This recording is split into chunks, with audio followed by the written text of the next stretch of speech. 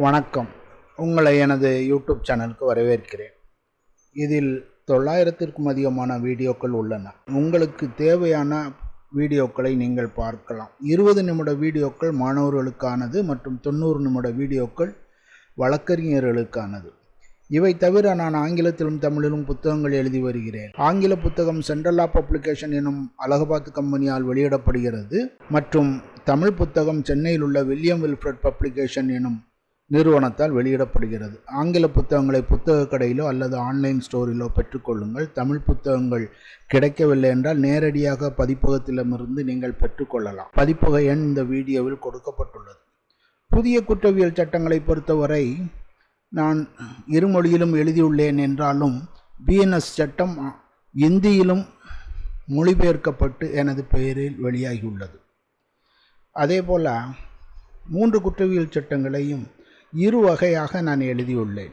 விரிவான புத்தகம் வழக்கறிஞர்களுக்காகவும் மாணவர்கள் கண்ணோட்டத்தில் அவர்களுக்கு தேவையானவற்றை மட்டும் குறிப்பிட்டு ஒரு சிறிய புத்தகமாக எழுதினேன். மாணவர் பதிப்பு என சட்ட விளக்கம் என பெயரிடப்பட்டுள்ளது. அந்த புத்தகங்களை மாணவர்கள் தேவைப்பட்டால் நீங்கள் அருகிலுள்ள புத்தக கடையில் கிடைக்கும் என்றால் பெற்றுக்கொள்ளுங்கள், அல்லது நேரடியாக பதிப்பகத்தை தொடர்பு கொண்டு புத்தகத்தை பெற்றுக்கொள்ளுங்கள். இனி இந்த வீடியோவில் நாம் பாரதிய சாட்சிய சட்டத்தை குறித்து காணலாம்.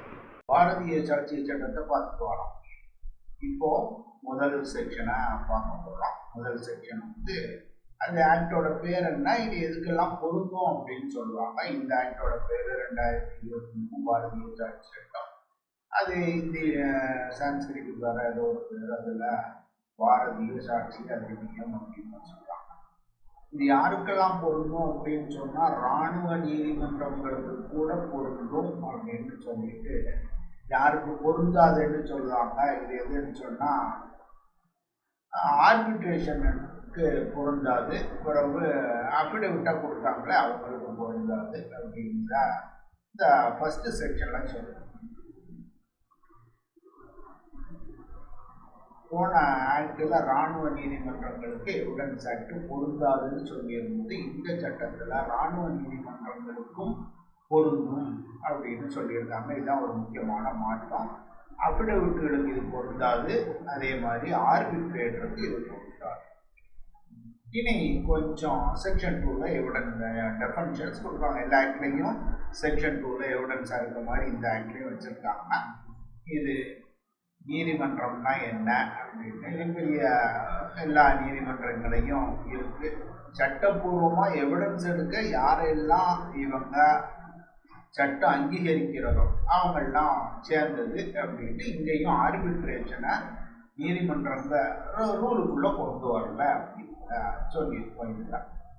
இதுதான் ஒரு முக்கியமான ஒரு வார்த்தை. இந்த ப்ரூஃபுங்கிறது 3 வகையான விஷயங்களில் சொல்லணும். கன்க்ளூசிவ் ப்ரூஃப் அப்படின்னு சொல்லுவோம். அதே மாதிரி வேற 2 இடத்துல என்ன சொல்லணும், அது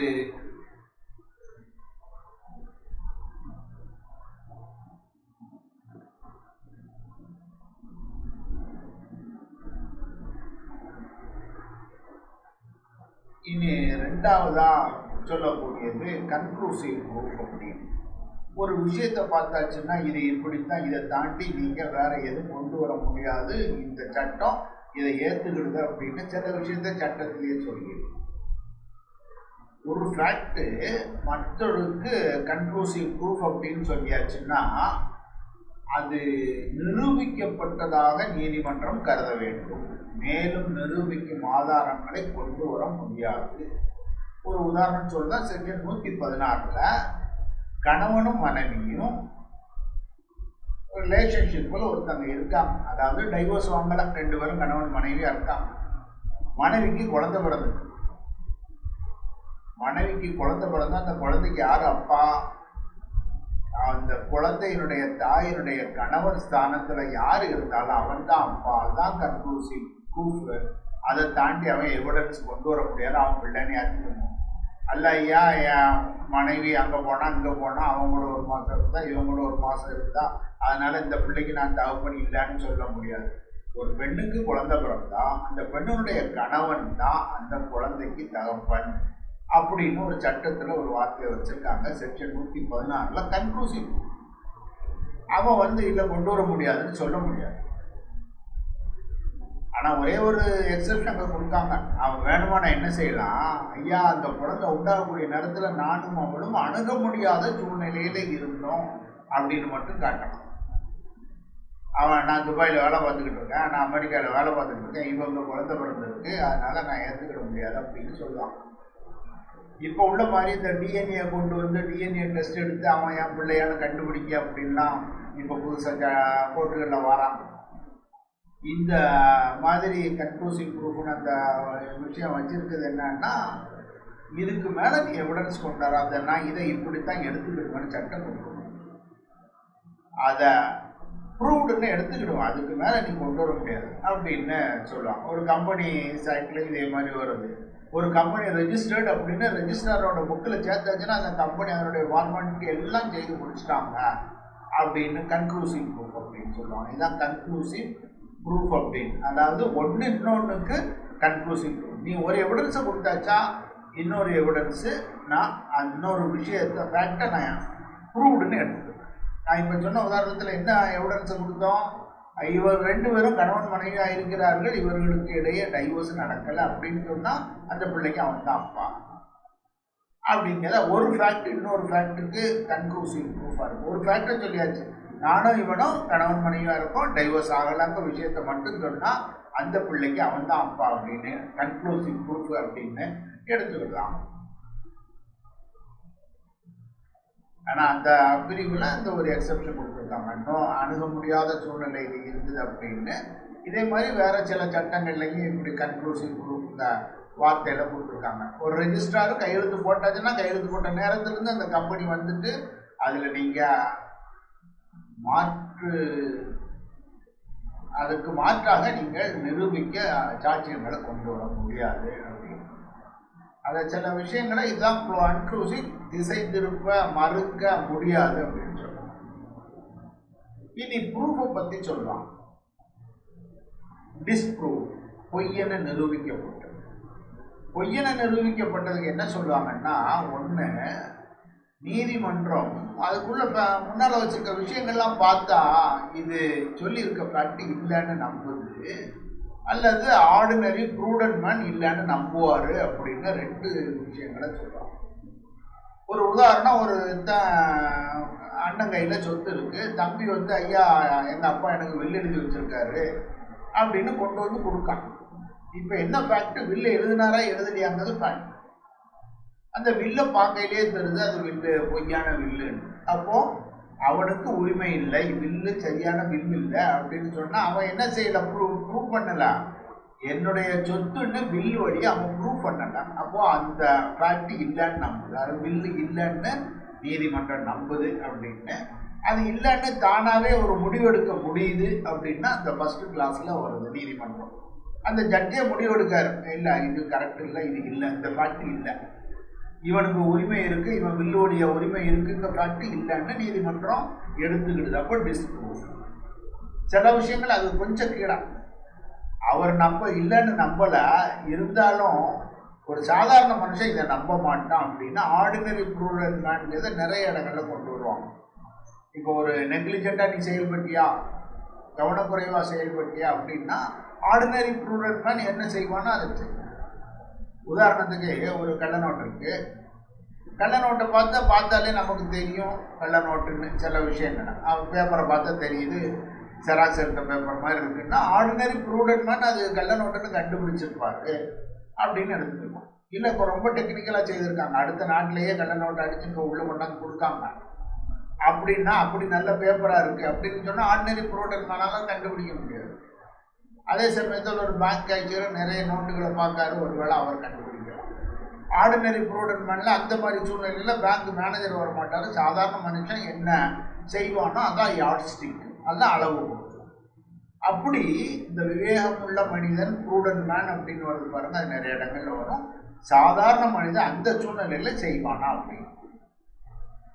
நம்ம கள்ள நோட்டுன்னு கையில் வாங்கினா தெரியாது, சிலருக்கு தெரியும், அது அவனுடைய ஸ்டேட்டஸை பொறுத்து. இவங்க பார்க்கும்போது என்ன செய்வாங்க, சாதாரண மனிதர் எடுப்பாங்க. அப்படி ஒரு விஷயத்தை தான் இங்கே சொல்லுவாங்க. அவரே இல்லைன்னு நம்புதாரு. இல்லாட்டா ஒரு சாதாரண மனுஷன் இப்படி உள்ள சூழ்நிலையில இல்லைன்னே நம்புவாரு அப்படிங்கிற மாதிரி சொல்லுதாங்க. இதுதான் டிஸ்ப்ரூவ்டுன்னா நீதிமன்றத்துக்கு முன் கொண்டு வரப்பட்ட ஒரு ஃபேக்ட் இல்லை என்று நிரூபிக்கப்பட்டது. நீதிமன்றத்துக்குள்ள என்ன கொண்டு வந்தான்? அவன் வில்லு வழி எனக்கு உரிமை இருக்குன்னு கொண்டு வந்தான். வில்லு போர்ஜுன்னு தெரிஞ்சு போச்சு. அப்ப இல்லை என்று நிரூபிக்கப்பட்டது. இவனை கொலை செய்தான் அப்படின்னு கொண்டு வராங்க. அவன் கொலை செய்தான்னு கொண்டு வர நேரத்தில் அவன் என்ன செய்தான்? நான் டெல்லியில் இருந்தேன்னு ஒரு பேப்பரை கொண்டு வந்து காட்டிட்டான். கல்கத்தாவில் இருந்து கொண்டு வந்துட்டேன். கொலை நடந்தது கன்னியாகுமரியில், நான் அந்த தேதியில் அங்கே இருந்தேன்னு காட்டு. அப்போ என்ன ஆகுது? கொண்டு வந்த ஃபேக்ட் என்னது? இவன் கொலை செய்தான்னு. அவன் என்ன செய்தான்? வேற ஒரு ஃபேக்டை கொண்டு வந்தான். நான் இங்கே அந்த நாளில் இல்லை அப்படின்னு. அப்போது இட் இஸ் டிஸ்ப்ரூவ். இதுதான் பொய்யென நிரூபிக்கப்பட்டது. பொய்யென நிரூபிக்கப்பட்டதுக்கு ரெண்டு விஷயங்களை சொல்லணும். ஒன்று, அவரே இல்லைன்னு அந்த ஃபேக்ட் இல்லைன்னு நம்புதாரு. இல்லாட்ட ஒரு ஆர்டினரி ப்ரூடன்ட் மேன் இல்லைன்னு நம்புவார் அப்படின்னு அவர் நம்புறார். ஒரு விவேகம் உள்ள மனிதன் அந்த வழக்கின் சூழ்நிலையில் இல்லை என்று கருதி செயல்படுவார் அப்படிங்கிறத சொல்லுவோம்.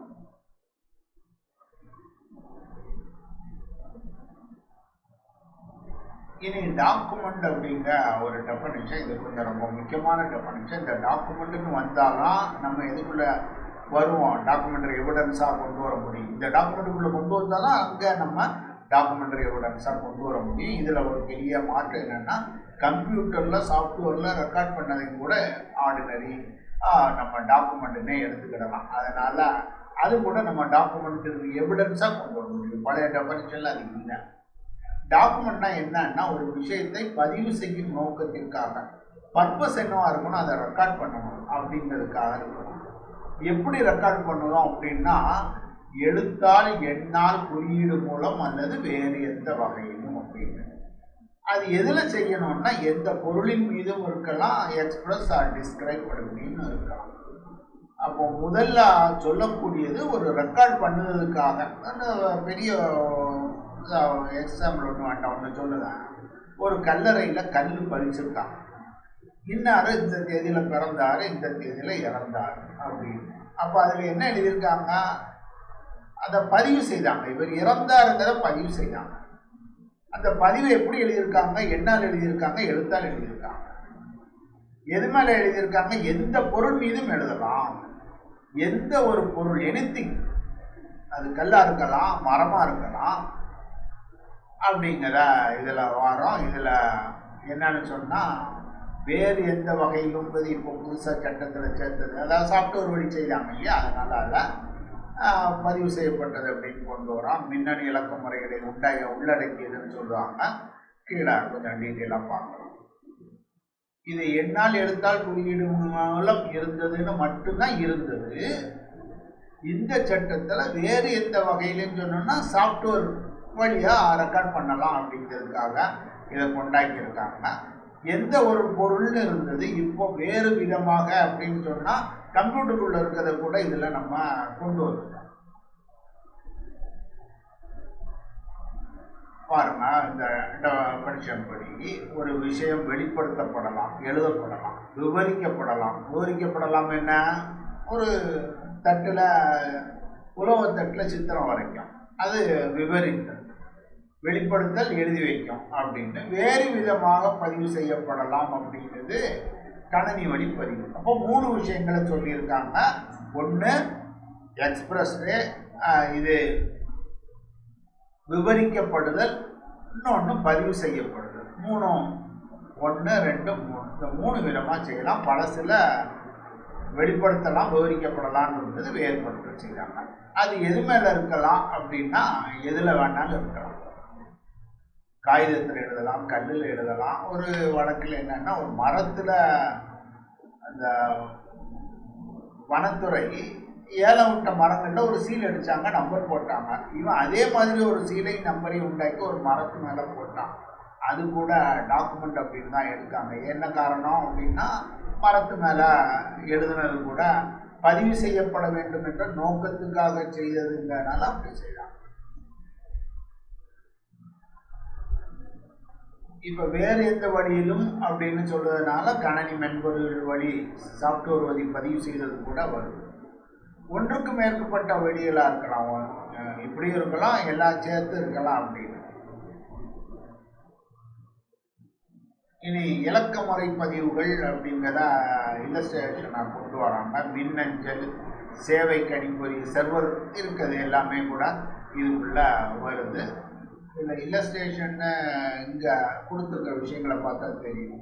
எழுதப்பட்டது ஒரு ஆவணம், அச்சிடப்பட்ட வார்த்தைகள், போட்டோ எடுக்குது, இது எல்லாமே ஆவணம்.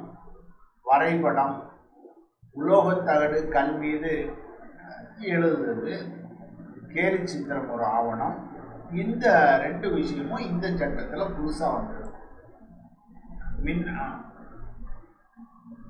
லாஸ்ட்ல உள்ளது மட்டும் கேலி சித்திரம் வரைக்கும் பழசுல.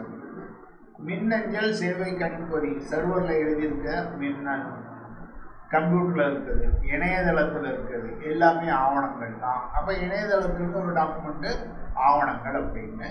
இலக்கமுறை சாதனங்களில் சேமிக்கப்படும் குரல் அஞ்சல். இலக்கமுறை சாதனங்கள் நீங்கள் மொபைலில் ஒரு ஆடியோ ஃபைலை சேர்த்து வச்சா அது கூட எதில் வந்துடுது, இந்த இலக்கமுறை சாதனங்களில் வருது. அது கூட ஒரு டாக்குமெண்ட், ஆடியோ ஃபைல் கூட இந்த சட்டப்படி ஒரு டாக்குமெண்ட்டாக வருது. இதுக்குரிய விஷயம். இனி எவிடன்ஸ்னா என்னன்னு டிஃபைன் பண்ணுவாங்க. எவிடன்ஸுங்கிறது விசாரணையின் கீழ் உள்ள விஷயங்கள் தொடர்பாக நீதிமன்றம் அனுமதிக்கும் அதன் முன் சாட்சிகளால் செய்யப்படும் அனைத்து அறிக்கைகள் மின்னணு முறையில் கொடுக்கப்பட்டது. அதாவது நீதிமன்றம் முன்னால் நீங்கள் போய் சாட்சி சொல்லுங்க, ஒரு ஸ்டேட்மெண்ட்டு அப்படின்னா அது சாட்சியம் அப்படின்னு சொல்லுவாங்க. அதான் ஃபஸ்ட்டு பார்ட். அதாவது வழக்கு தொடர்பான விஷயங்கள் தொடர்பாக நீதிமன்றம் பெர்மிட் பண்ணுத அதுக்கு முன்னால் போகிற சாட்சிகள் சாட்சியம், ஸ்டேட்மெண்ட்டுகள் சாட்சியம், அதில் மின்னணு முறையில் கொடுக்கப்பட்ட அறிக்கைகள். இப்போ இந்த சட்டப்படி எவிடன்ஸு நேராக நீங்கள் அங்கே தான் வரணும் இல்லை, வீடியோ கான்ஃபரன்சிங்கில் கொடுக்கலாம் அப்படிங்கிறதுனால இந்த வார்த்தையில் இந்த சேர்த்துட்டாங்க. அது ஓரல் எவிடன்ஸ் அப்படின்னு சொல்லுவாங்க. இது ஃபஸ்ட்டு பார்ட்டு. செகண்ட் பார்ட்டு நீதிமன்றம் பார்க்கணுங்கிறதுக்காக, எக்ஸாமின் பண்ணணுங்கிறதுக்காக கொண்டு வர அனைத்து ஆவணங்கள் அப்படின்னு சொல்லிட்டு மின்னணு இலக்க முறை பதிவுகள் உட்பட அப்படின்னு சொல்லிட்டாங்க. அதனால அது கூட டாக்குமெண்ட் தான். அப்போ ரெண்டு சொல்லுவாங்க, மேலே இருக்குது வாய்வழி சான்று, கீழே இருக்குது ஆவணச்சான்றுகள். அது டாக்குமெண்ட்ரி எவிடன்ஸு, ஓரல் எவிடன்ஸ் அப்படின்னு ரெண்டு பிரிவு. இப்படி சாட்சியங்களை சொல்லும்போது நீதிமன்றம் முன்னால் கொண்டு வர ஸ்டேட்மெண்ட்டு அல்லது நீதிமன்றம் முன்னால் கொண்டு வர டாக்குமெண்ட்டு அப்படின்னு ரெண்டையும் சொல்லியிருக்காங்க.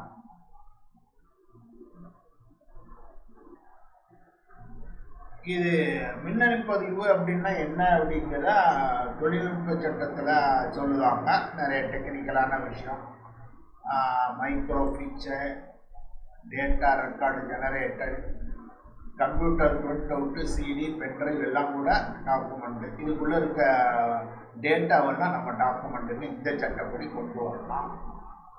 இப்போ பேங்க்கு கஸ்டமர் டேட்டா வச்சுருக்காங்கன்னா அது கூட டாக்குமெண்ட்டு அப்படின்னு சொல்லுவாங்க. எடுத்துக்காட்டாக சொன்னால் ஒரு இமெயிலோடைய ஒரு இன்வாய்ஸ் அனுப்பியிருக்கான் அப்படின்னா கூட அது விலைப்பட்டியலை நம்ம இமெயில் வழியாக அனுப்பின மெசேஜை நம்ம டாக்குமெண்ட் அனுப்பிக்கலாம். ஒன்று படம் இருக்குது, ஒரு பேப்பர் இருக்குது, அந்த ஃபோட்டோவை நீங்கள் அதை ஃபோட்டோ எடுப்பீங்க அப்படின்னா ஃபோட்டோ எடுத்த உடனே காகிதத்தாலான பதிவு என்னவாகுது, டிஜிட்டல் டேட்டா. அந்த இமேஜ் டிஜிட்டல் டேட்டா, அது கூட டாக்குமெண்ட் தான். ஆரம்பத்தில் அது என்னவாக இருந்தது, காகிதத்தாலான ஒரு ரெக்கார்டாக இருந்தது. அதை நம்ம என்ன செய்திட்டோம், எலக்ட்ரானிக் டேட்டாவாக மாற்றிட்டோம். ஸ்கேன் பண்ணலாம், இது எல்லாமே அதில் வருது. வழக்கின் முடிவுக்காக சட்டப்பூர்வமாக நீதிமன்றத்தில் கொண்டு வரும் அவ்வளவு பொருட்களும் சான்றுகளில் வரும் அப்படின்னு இந்த ஒரு வழக்கில் சொல்லுவாங்க. இனி சான்றுகள் சாட்சியம்னு சொல்லும்போது ரெலவெண்ட் மட்டும்தான் கொண்டு வரணும் அப்படின்னு சொல்லுவோம்.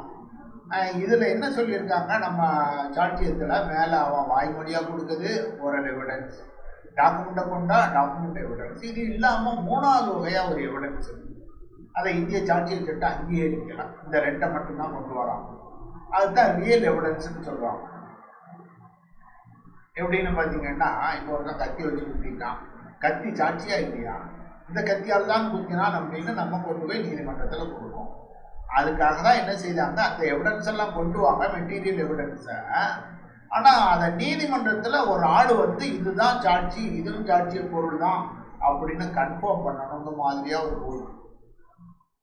அதனால என்ன செய்தாங்க, ரியல் எவிடன்ஸை சாட்சிக்குள்ள கொண்டு வரல, அது ஓரல் எவிடன்ஸ் தான். நீ அப்படியே கொண்டு போய் நம்ம கொண்டு போய் கத்தியை கொண்டு வச்சாலும் ஒருத்தர் சாட்சி கொண்டல ஏறி சொல்லணும், அவரோட ஓரல் எவிடன்ஸை தான் நம்ம ரெக்கார்டில் கொண்டு வரோம். இதை நம்ம எடுக்க இல்லை.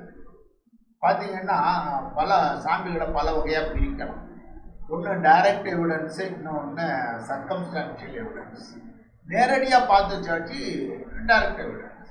சில சூழ்நிலையில் வச்சு நம்ம சர்க்கம்ஸ்டான்ஷியல் எவிடன்ஸ்னு எடுக்காங்க. உதாரணம், ஒரு வீட்டுக்குள்ளே 2 பேரும் உட்கார்ந்துருக்காங்க, 2 பேர் படுத்துருக்காங்க. காலையில் பார்க்கும்போது ஒருத்தர் இறந்துட்டாரு, கத்தியால் குத்திருக்காங்க, இன்னொருத்தர் மட்டும்தான் இருக்காரு.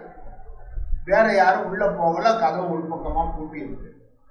இப்போ என்ன சூழ்நிலை என்ன சொல்லுது, 2 பேர் இருந்தாங்க, ஒருத்தர் இறந்துருக்கா, கத்தியால் குத்திருக்கா அப்படின்னா அவன் தான் குத்திருக்க முடியும். இதுதான் சூழ்நிலை ஆதாரம். ஆனால் அதே சமயத்தில் அந்த சாவி வெளியிருந்து திறக்கலாம், சாவி வேற ஒரு ஆள்கிட்ட இருந்தது, அதனால் இவங்க 2 பேரும் படுத்திருக்கையில் அவர் வந்து குத்திட்டு போயிருக்கலாங்க மாதிரி சூழ்நிலை வந்தால் ஏற்றுக்கிட மாட்டாங்க. சூழ்நிலை ஆதாரம் இது வந்து சர்க்கம்ஸ்டான்ஷியல் எவிடன்ஸ். இது நேரடி சான்றுங்கிறது அப்படியே பார்த்து வந்து சொல்லுது. இது இந்த சில சூழ்நிலைகள்லேருந்து நம்ம ஒரு விஷயத்தை அனுமானிக்கணும், ரிசீவ் பண்ணணும். அது சூழ்நிலைகள் அப்படின்னா அது ரொம்ப பெரிய எவிடன்ஸாக எடுக்கலாம். ஒரு துப்பாக்கி சத்தம் கேட்க கொஞ்ச நேரம் கழித்து பார்த்தா ஒருத்தர் துப்பாக்கியை கையில் வச்சுக்கிட்டு இருக்காருன்னா அவர் தான் சுட்டிருக்கலாம், இல்லாட்டா சுட்ட துப்பாக்கியை எடுத்து வச்சு பார்த்துக்கிட்டு இருக்கலாம். இப்படியெல்லாம் சூழ்நிலைகள் இருக்கிறதுனால என்னென்னா அந்த சூழ்நிலைகள் சரியாக பொருந்தி வந்தால் எந்த இடத்துலையும் ஒரு அந்த செயினை வீக் ஆகாமல் இருந்தால் ஏற்படுவோம்.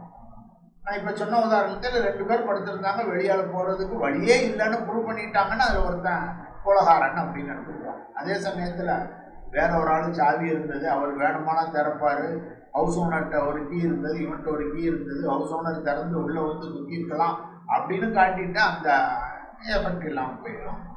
நியாயமான சந்தேகத்திற்கு அப்பால் குற்றத்தை நிறுவ வேண்டும். இந்த சர்க்கம்ஸ்டான்ஷியல் எவிடன்ஸ் சொல்லும்போது 2 கருத்துகளுக்கு வாய்ப்பு இருக்குன்னா, ஒன்று குற்றம் செய்திருக்கார், இன்னொன்று குற்றமற்றவர்னா இது குற்றவாளிக்கு சாதகமாக என்ன இருக்கோ அதைத்தான் நம்ம எடுக்கணும். அப்படின்னு குற்றவாளி தான் குற்றம் செய்திருக்காரு தவிர வேற சான்ஸே இல்லைன்னா தான் அதை நாங்கள் எடுத்துக்கிடுவோம் அப்படின்னு சொல்லுவாங்க. இனி இன்னொரு வகைன்னு சொன்னால் வாய்வழி சான்றுகள் நம்ம ஏற்கனவே பார்த்தோம், டாக்குமெண்ட்ரி எவிடன்ஸ். அப்போ 2 வாய்வழி சான்றுகள் டாக்குமெண்ட்ரி எவிடன்ஸ்ன்னு 2 வகையாக பிரிக்கலாம். டைரக்ட் எவிடன்ஸு, சர்க்கம்ஸ்டான்ஷியல் எவிடன்ஸுன்னு ஒரு வழி பிரிக்கலாம். பிரைமரி எவிடன்ஸு, செகண்டரி எவிடன்ஸுன்னு கூட சாட்சியங்களை பிரிக்கலாம். உதாரணத்துக்கு ஒரு கான்ட்ராக்டே உள்ள கொண்டு நீதிமன்றத்தில் கொடுத்து அது பிரைமரி எவிடன்ஸ்.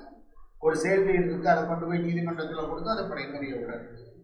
சேல் டீடு இருந்தது வீட்டில், ஆனால் வீட்டில் ஒரு ஃபயரில் சேல் டீடு எரிஞ்சு வச்சு அது போலீஸ் ரிப்போர்ட் இருக்குது, அதனால் எனக்கு செகண்டரி எவிடன்ஸ் கொண்டு வர வேணும்னு நீதிமன்ற அனுமதியோட வேணுமானால் அதனுடைய காப்பியை கொண்டு போய் கொடுக்கலாம்.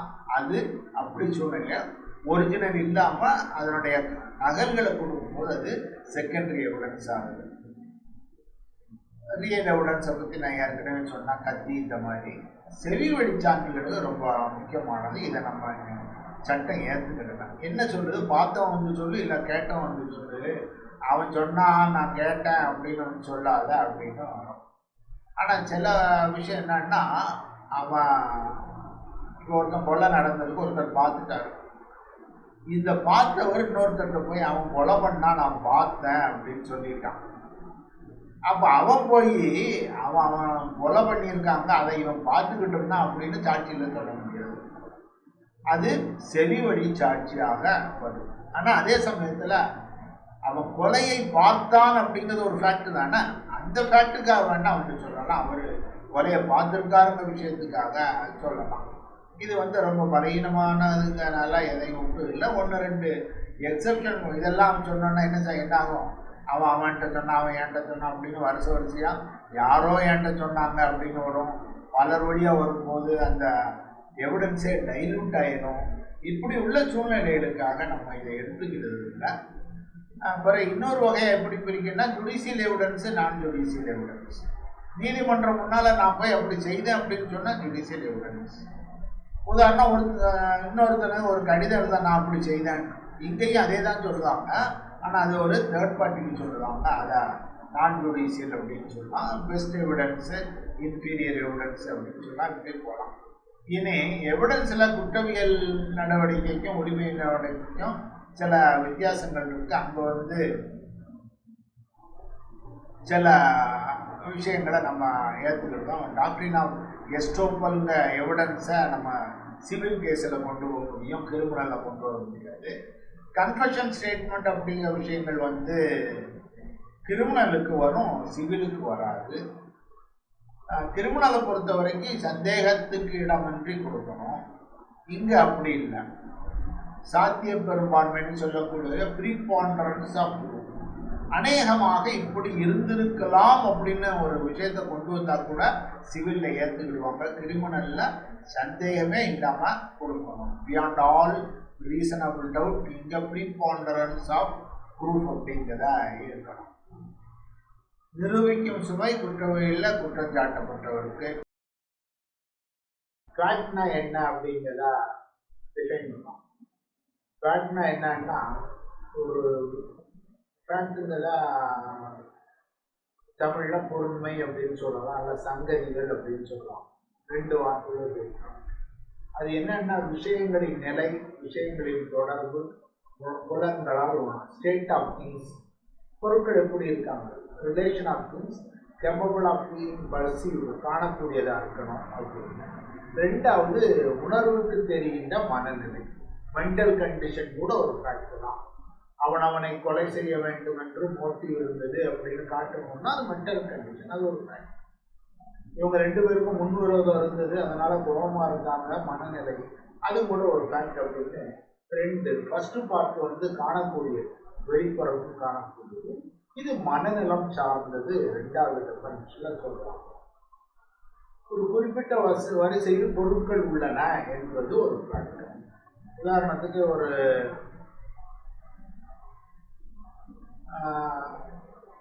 பாலியல் பலாத்காரம் பண்ண இடத்துல வளையல்லாம் நொறுங்கி கிடந்தது அப்படிங்கிறது ஒரு ஃபேக்ட். குறிப்பிட்ட இடத்துல குறிப்பிட்ட பொருட்கள் இருந்தது அப்படிங்கிறது ஒரு ஃபேக்ட். எதையாவது கேட்டார் பார்த்தார் அப்படின்னா அது ஒரு ஃபேக்ட். அவர் அதை கொலை செய்வதை பார்த்தார்ன்றது ஒரு ஃபேக்ட். அதை சில ஸ்டேட்மெண்ட்டை செய்தார் அப்படின்னு சொன்னால் ஒரு ஃபேக்ட். ஒரு குறிப்பிட்ட கருத்தை வைத்திருக்கிறதா, இதுதான் அந்த மனநிலம் சார்ந்தது. அவன் கொலை செய்ய வேண்டும் என்று இருந்தது, அவன் மேல் மனைவி மேல் கோபப்பட்டிருந்தான், இது போல உள்ள விஷயங்கள் கூட. ஏன்னு சொன்னால் இந்தியன் பீனல் கோடில் என்ன வருது, மென்சிலியாங்கிற ஒரு விஷயத்தை கொண்டு வராங்க. அந்த குற்ற நோக்கம் இருந்தால்தான் அது குற்றம்னு சொல்லணும். ஒருவன் வேணும்னே ஒருத்த மேலே ஸ்கூட்டர் மேலே காரை வேணும்னே ஏற்றுறது மென்சிலியா, அவன் மர்டர் கேஸ் வரும். அல்லது நெக்லிஜென்ட், குற்ற நோக்கம் இல்லை, மென்சிலியா இல்லை, ஆனால் அவன் கவனக்குறைவாக போனான்னா அது வேற செக்ஷனில் வேற தண்டனை வரும். அப்போ என்ன செய்யணும், ஒரு ஃபேக்ட்டுங்கிறதுல எது கூட வருது, குற்ற நோக்கம். குற்ற நோக்கத்தை நீங்கள் எப்படி ப்ரூவ் பண்ணலாம்? குற்ற நோக்கத்தை ப்ரூவ் பண்ணணும்னா என்ன வேணும், மனநிலையை காட்டணும். அவன் இந்த மாதிரி இவங்க 2 பேருக்கும் முன்விரோதம் இருந்தது, அதனால அவன் ஸ்கூட்டரில் போகையில் பின்னால் காரில் போய் தட்டி அவனை கொலை செய்தான் அப்படின்னு காட்டலாம். அந்த விஷயங்களுக்காக அதை போல குறிப்பிட்ட கருத்தை வைத்திருக்கிறார் அப்படிங்கிற எடுத்துக்காட்டில் கொண்டு வராங்க. ஃபேக்ட் வெளிப்புறம் காணக்கூடியது கிளாஸ் 1ல் சொல்லுவாங்க. State of things, relation of things, capable of things. 5 புலனால் உணரக்கூடியது மட்டும்தான் முதல் பிரிவில் இருக்கு. 2வது சைக்காலஜிக்கல் ஃபேக்ட், அவன் மனசுல என்ன இருக்கு அப்படிங்கிற மனம் சார்ந்த, உள்மனம் சார்ந்த விஷயங்களை ஃபேக்ட். அந்த ஃபேக்டையே 2ஆ போகும். ஃபேக்ட் இன் இஷ்யூ, இன்னொன்று ரெலவெண்ட் ஃபேக்ட். ஃபேக்ட் இன் இஷ்யூ அப்படிங்கிறது அந்த வழக்கில் ஒரு லைபிலிட்டி, ஒரு ரைட்டை நம்ம முடிவு பண்ணணும். ஒரு கொலை வழக்கு இருக்குன்னு வைங்க, கொலை வழக்கில் என்ன செய்ய போகிறோம்?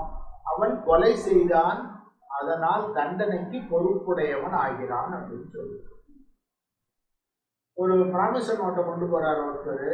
இவர் என்கிட்ட கடன் வாங்கினாரு, அவர் கொடுக்க வேண்டிய பொறுப்பு இருக்கிறது, அதை பெற வேண்டிய உரிமை எனக்கு இருக்கிறதுன்னு காட்டு. இப்போ அதெல்லாம் உள்ளதுல முக்கியமானது ஃபேக்டரி இஷ்யூ. அவன் கடன் வாங்கினானா, கடன் திருப்பி கொடுக்க தவறினானா அப்படிங்கிறது ஃபேக்டரி இஷ்யூ. கொலை செய்தானா ஃபேக்டரி இஷ்யூ. அந்த மாதிரி ஃபேக்ட் இருக்குத அல்லது இல்லாதது, அதனுடைய நேச்சர் என்ன, அதனுடைய அளவு என்ன அப்படிங்கிற வலியுறுத்துகிறது அல்லது மறுக்கிறது, அது ஃபேக்ட். கொலை செய்தார் அப்படிங்கிறது ஃபேக்ட் இஷ்யூ. இதுக்கு இல்லஸ்ட்ரேஷன் கொடுத்தாங்க பாருங்க. கொலை செய்தால் குற்றம், அதுல எதெல்லாம் ஃபேக்ட் இஷ்யூ அப்படின்னு இல்லஸ்ட்ரேஷன் காட்டலாம். மரணத்தை ஏற்படுத்தினார்ன்றது ஒரு ஃபேக்ட் இஷ்யூ, அவருக்கு இன்டென்ஷன் இருந்தது ஃபேக்ட் இஷ்யூ, திடீரென்று ஆத்திரமூட்டப்பட்டது, அதன் காரணமாக அவர் கொலை செய்தார் அப்படிங்கிறது சடன் அண்ட் கிரேவ் ப்ரொவோகேஷன். அந்த சடன் அண்ட் கிரேவ் ப்ரொவோகேஷனை கூட ஒரு ஃபேக்ட். அவர் அதை செய்யும் போது மனநிலை சரியில்லாமல் இருந்தால் என்பது ஒரு ஃபேக்ட். ஏன்னா மனநிலை சரியில்லாமல் இருந்தால் அது குற்றம்னு வரல. அந்த மாதிரி விஷயங்கள்ல அதையும் கூட ஒரு ஃபேக்ட்னு கொண்டு வரலான்னு சட்டத்தில் இந்த 4 இல்லஸ்ட்ரேஷன் சொல்லுவாங்க. வழக்கு அல்லது நடவடிக்கை. வழக்குன்னா சிவில் கேஸுகளை வழக்குன்னு சொல்லலாம், கிரிமினல் ப்ரொசீடிங்ஸ் குற்ற நடவடிக்கைகள் சொல்லலாம்.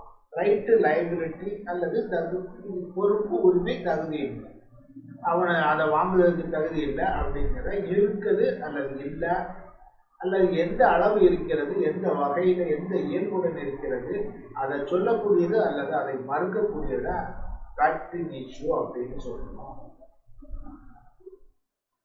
உரிமைகளுக்குல ஒரு ஆளா சொன்னா அடுத்தவன் மறுக்கப்பட்டது, கடன் வாங்கினானா அப்படின்னு சொன்னா கடன் வாங்கப்பட்டது அப்படின்னு காட்டுறது ஃபேக்டிங் issue.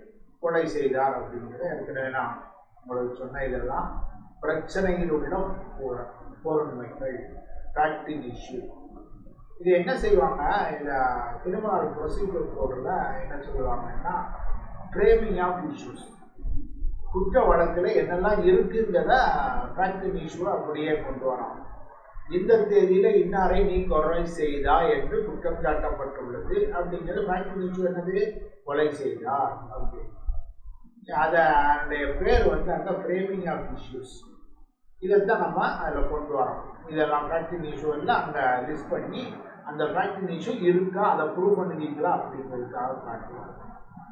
Civil வழக்கப்பறைக்கு framing of issues, இந்த ஃப்ரேமிங் ஆஃப் சார்ஜஸ், வழக்கு வினா வரைதல் அப்படின்னு சொல்லுவோம். இந்த குற்றச்சாட்டு வரைதல்னு சொல்லுவோம், இந்த வழக்கு வினா அதுக்கு பேர். இது ஃபேக்டிங் இஷ்யூ அப்படின்னு சொல்லுவோம். அதே நேரத்தில் ஃபேக்டிங் இஷ்யூவோட தொடர்புடைய மற்றதை நம்ம என்ன சொல்லுவோம், ரெலவெண்ட் ஃபேக்ட் அப்படின்னு சொல்லுவோம், தொடர்புடைய பொருண்மைகள் அப்படின்னு. இப்போ அவன் கொலை செய்தாங்கிறது ஃபேக்டிங் இஷ்யூ. கொலை செய்வதற்கு கத்தி வாங்கினான் அப்படிங்கிறது ரெலவெண்ட் ஃபேக்ட். கொலை செய்ததும் அந்த இடத்தை விட்டு ஓடி போய் கத்தியை இந்த இடத்துல ஒழிச்சு வச்சான், அது ரெலவெண்ட் ஃபேக்ட். அப்போ மெயினானது ஃபேக்டிங் இஷ்யூ, அதோட ரெலவெண்ட் விஷயங்கள் எல்லாம் நம்ம ரெலவெண்ட் ஃபேக்ட் கொண்டு வரோம். எதாவது ரெலவெண்ட் ஃபேக்ட்னு செக்ஷன் 4 to 50 வரைக்கும் இந்த சட்டத்தில் சொல்றாங்க. செக்ஷன் 3 என்ன சொல்லுது, ஒரு வழக்கில் நீங்கள் ஃபேக்டிங் இஷ்யூவையும் அதனுடைய ரெலவெண்ட் ஃபேக்டை மட்டும்தான் பார்க்கணும், மற்றவற்றை எடுக்கக்கூடாது அப்படின்னு சொல்லுவாங்க. அதுதான் ரெலவெண்ட் ஃபேக்ட், ஃபேக்டிங் இஷ்யூவோட தொடர்புடைய ரெலவெண்ட் ஃபேக்ட். இது அதனுடைய ரைட்டு, அவனுடைய லைபிலிட்டியை முடிவு பண்ணக்கூடிய முக்கியமானது அல்ல. முக்கியமானது என்னது, ஃபேக்டிங் இஷ்யூ. அதைத்தான் ப்ரூவ் பண்ணணும். அதை ப்ரூவ் பண்ண என்ன செய்தான், தொடர்புடையதை பூரா கொடுத்துருவான். அவன் கொலை செய்தான் அப்படின்னு சொல்லி ஃபேக்டிங் இஷ்யூ. கொலை செய்ததற்கு கத்தி வாங்கினான், முன்பகை இருந்தது, அன்னைக்கு காலையில் போய் அவன் வீட்டில் போய் நான் அன்னைக்கு உன்னை கொன்றுவான், நாளைக்கு நீ இருக்க மாட்டேன் அப்படின்னு சத்தம் போட்டு வந்தான், அது ஃபேக்டிங் இஷ்யூக்கு தொடர்புடையது, ரெலவெண்ட் ஃபேக்ட். ஃபேக்டின் இஷ்யூ தான் முக்கியமான விஷயம். அதோட ரிலேட்டிவ் ஃபேக்டர்ஸ் தான் இதை நம்ம கொண்டு வரலாம். இனி ஒரு முக்கியமான விஷயம் என்னன்னா ப்ரிசம்ப்ஷன். சட்டம் சில விஷயங்களை நீ ப்ரிசியூம் பண்ணிக்கோன்னு சொல்லுது, சில விஷயங்களை ப்ரிசியூம் பண்ண வேணும் அப்படின்னு சொல்லி ஒரு ஃபேக்டை வச்சு இன்னொரு ஃபேக்டை ப்ரூவ் பண்ணாச்சுன்னு. உதாரணம் சொல்லணும், ஒரு வீட்டில் கணவன் மனைவியும் ஒரு ஆணும் பெண்ணும் 10 வருஷமா ஒரே வீட்டில் இருக்காங்க. பக்கத்து வீட்டுக்காரங்கெல்லாம் அவங்க போகிறது நடக்கலை வச்சு அவங்க நடத்தி வச்சு கணவன் மனைவின்னு எடுத்துக்கிடுவாங்க. அப்போ நீதிமன்றம் என்ன செய்யலாம், அது ஹியூமன் கான்டாக்ட் எப்படி மனித இயல்பு கணவன் மனைவியாக தான் ஒரு வீட்டில் இருப்பாங்க அப்படின்னு இருக்கும். அப்படி உள்ள சூழ்நிலை என்ன செய்யலாம், கணவன் மனைவின்னு எடுத்துக்கலாம் அல்லது எடுக்காமலும் இருக்கலாம். அவங்க நடத்த அப்படி இல்லை, அண்ணனும் தங்கச்சியும் ஒன்றா போகிறாங்க அப்படின்னு சொல்லலாம். இப்படி சில விஷயங்களை நீதிமன்றங்கள் அனுமானிக்கலாம், மேற்பிடிச்சும் அப்படின்னு சொல்லுவாங்க. இது நீதிமன்றம் அதிகாரம் கொடுப்பாங்க, நீ எடுத்துக்கோ இல்லாட்டா இருக்காம. உதாரணம் சொல்லுதான், ஒரு திருடுன பொருள் இருக்கு, திருட்டு நகை, அவன் சட்டையெல்லாம் கிழிஞ்சு எடுத்து கையில் வச்சிருக்க டைமண்ட் நெக்லஸ். இப்போ என்ன ப்ரிசம்ப்ஷன், அவன் தான் திருடி இருக்கலாம் அப்படின்னு நீதிமன்றம் நீ திருடுன அப்படின்னு ப்ரிசூம் பண்ணிட்டு, இல்லை நீ திருடல அப்படின்னு நிரூபிக்க வேண்டிய பொறுப்பு இந்த திருடனுக்கு பொறுப்பு. இதுதான் மேல் ப்ரிசூம். ஷால் ப்ரிசூம்ல என்ன சொல்லுது நீதிமன்றம், அந்த ஷால் நீ கட்டாயம் இதை செய்தே ஆகணும். உதாரணத்துக்கு ஒரு பெண்ணை பாலியல் பலாத்காரம் செய்யப்பட்டான், என்னுடைய அனுமதி இல்லாமல், என்னுடைய கன்சர்ன் இல்லாமல், இசைவு இல்லாமல் அந்த மாதிரி நிகழ்வு நடந்ததுன்னு சொல்லலாம். கன்சென்ட் இல்லைன்னா தான் அது ரேப்புக்குள்ள போகுது. ரேப்பு டெஃபனிஷனுக்குள்ள வரணும்னா கன்சென்ட் இல்லை. இப்போ கன்சென்ட் இருந்ததுன்னு சொன்னா அது ரேப்பே இல்லாம ஆகும். இந்த சட்டத்தில் என்ன சொல்லுது, ஒரு பெண்ணு பாலியல் பலாத்காரம் பண்ணி ரேப்பு டெஃபனிஷனுக்குள்ள வந்து அவன் கன்சென்ட் இல்லைன்னு சொன்னா அந்த கோர்ட் ஷால் ப்ரிசூம் கன்சென்ட் இல்லை, கட்டாயமா எடுக்கணும். அப்போ கன்சென்ட் இல்லைன்னு நீதிமன்றம் அவன் எடுத்துக்கிட்டுன்னு சொன்னா எதிராளிக்கு என்ன வேலை, burden of proof is on him. அவன் என்ன செய்யலாம், இல்லை கன்சென்ட் இருந்தது, அவன் எனக்கு இந்த மெசேஜ் அனுப்பியிருக்கான், இந்த ஹோட்டலுக்கு அவ தான் என்னை கூட்டிகிட்டு போனா, இந்த ஹோட்டலுக்கு பணம் அவ தான் கொடுத்தா, இப்படி சில விஷயங்களை கொண்டு வந்து கன்சென்ட் இருந்ததுன்னு காட்டலாம். இதுதான் அனுமானிக்கணும், அனுமானிக்க வேண்டும் அப்படின்னு. மேல சில விஷயங்களை நீதிமன்றத்திற்கு விருப்பத்துக்கு விட்டுட்டாங்க. என்ன செய்யலாம், பொய்யென நிரூபிக்கப்படாத வரை நிரூபிக்கப்பட்டதாக கருதலாம். நிரூபிக்கப்பட்டதாக கருதலாம்னா எதிராளி பர்டன் ஆஃப் ப்ரூஃப் அவனுக்கு அவன் வந்து அது அப்படி இல்லைன்னு பொய்யென நிரூபிக்கலாம். இந்த இதை பொறுத்த வரைக்கும் நிரூபிக்கப்பட்டதாக நீதிமன்றம் கருத வேண்டும். இதற்கு ஆப்ஷனே இல்லை, நீதிமன்றம் கட்டாயமா அப்படிதான் எடுக்கணும். பர்டன் ஆஃப் ப்ரூஃப் எதிராளி. இங்க என்னன்னா அவர் எடுத்துக்கிடலாம் அல்லது எடுக்காம விடலாம். எடுத்துக்கிட்டாருன்னா பர்டன் ஆஃப் ப்ரூஃப் எதிராளி. நீ திருடுன அப்படின்னு ப்ரிசீவ் பண்ணிட்டாருன்னா அவன் நான் திருடலான்னு நிரூபிக்க வேண்டிய கடமை அவனுக்கு. மே ப்ரிசூம், ஷால் ப்ரிசூம். இன்னொன்று கன்க்ளூசிவ் ப்ரூஃப். இதை இப்படி எடுத்தாச்சுன்னு சொன்னா அதுக்கு எதிராக எந்த சாட்சியமும் கொண்டு வர முடியாது. அதெல்லாம் கன்க்ளூசிவ் ப்ரூஃப். இங்க நீதிமன்றத்துக்கு உரிமை இல்லை. ஆனால் ரெண்டுமே ப்ரிசம்ப்ஷனும் மறுக்கக்கூடியது. இது கன்க்ளூசிவ் ப்ரூஃப் மறுக்க முடியாது. பொய்யென நிரூபிக்கும் நோக்கத்திற்காக ஆதாரங்களை வழங்க அனுமதி இல்லை. மே ப்ரிசூம், ஷால் ப்ரிசூம். அனுமானம் செய்யலாம் அல்லது அனுமானம் செய்ய மறுக்கலாம். இது அனுமானம் செய்ய வேண்டிய கட்டாயம். ஆனா ரெண்டும் அனுமானம் எடுத்தாச்சுன்னா எதிர்பார்த்து அதை நிரூபிக்க வேண்டிய பர்டன் ஆஃப் ப்ரூஃப். அனுமதிக்க வேண்டும்னா பாலியல் பலாத்காரத்துக்கு கன்சென்ட் இருந்ததுன்னு சொன்னா மாறாக நிரூபிக்கப்படாத வரைக்கும் அது கன்சென்ட் இருந்ததுன்னே எடுக்கணும். திருட்டு பொருள் நிரூபிக்கப்படவில்லை, நிரூபிக்கப்படலை, பொய்யொன்னும் இல்லை அப்படின்னா, இப்போ ஒரு விஷயத்தை கொண்டு வராங்க, கொண்டு வரும்போது அதை பார்த்த பிறகு அது நிரூபிக்கப்பட்டதுன்னு நீதிமன்றம் அந்த ஃபேக்ட் இருக்குன்னு நினைச்சதுன்னா அது ப்ரூவ். உதாரணம் சொல்கிறேன், ஒருத்தன் என் சொன்ன ஏற்கனவே சொன்ன ஒரு அண்ணன் கையில் சொத்து இருக்கு, தம்பி என்ன சொல்லுதான், இது எங்கள் அப்பா எழுதின வில்லு அப்படின்னு கொண்டு வரான். அப்பா எழுதின வில்லுன்னு கொண்டு வராங்க, நீதிமன்றம் அதெல்லாம் பார்த்தாங்க. பார்த்தாச்சு, என்னாச்சு, அப்பாவோட வில்லு தான்னு ப்ரூவ் ஆகிடும். அது ப்ரூவ். அப்போ என்ன செய்வாங்க, அண்ணன் கையில் இருக்க சொத்தை வாங்கி தம்பி கையில் கொடுத்துருவாங்க. இது ஃபேக்ட் ப்ரூவ். அந்த சமயம் அவன் கொண்டு வரான், அண்ணன் கையில் இதே வழக்கில் அண்ணன் கையில் சொத்து இருக்கு, தம்பி உயில் கொண்டு வரான்.